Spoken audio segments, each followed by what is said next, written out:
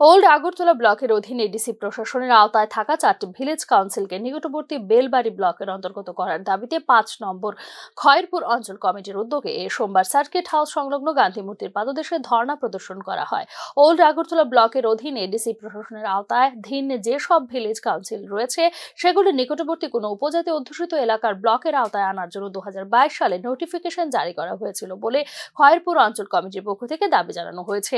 Notification অনুযায়ী old Agartala ব্লকের 4টি ভিলেজ কাউন্সিল বেলবাড়ি ব্লকের অন্তর্গত করার জন্য 5 নম্বর খয়েরপুর অঞ্চল কমিটির পক্ষ থেকে রাজ্য সরকারের নিকট আবেদন জানানো হয়েছে। তাদের দাবি বাস্তবায়নে রাজ্য সরকারের পক্ষ থেকে সঠিক পদক্ষেপ গ্রহণ না করা হলে আগামী দিনে রাজ্যের মোট 33টি ভিলেজ কাউন্সিলের জনগণকে সঙ্গে নিয়ে রাস্তা অবরোধ করে বৃহত্তর আন্দোলন গড়ে তোলার হুমকি দেওয়া হয়েছে ধর্ণা প্রদর্শনকারীদের পক্ষ থেকে।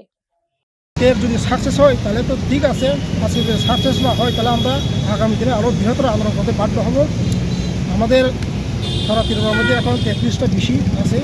সেই 33টা বিসির যতজন জনসাধারণ আছে তাদের সবাইকে এনে আমরা একটা রোড ব্লক করে সারা ত্রিপুরার মধ্যে আন্দোলন করে সারা ত্রিপুরাতে আমরা একটা দেখে দিতে চাই যে আমরা সব কিছু করতে পারি যদি আমাদের দাবি না মানে।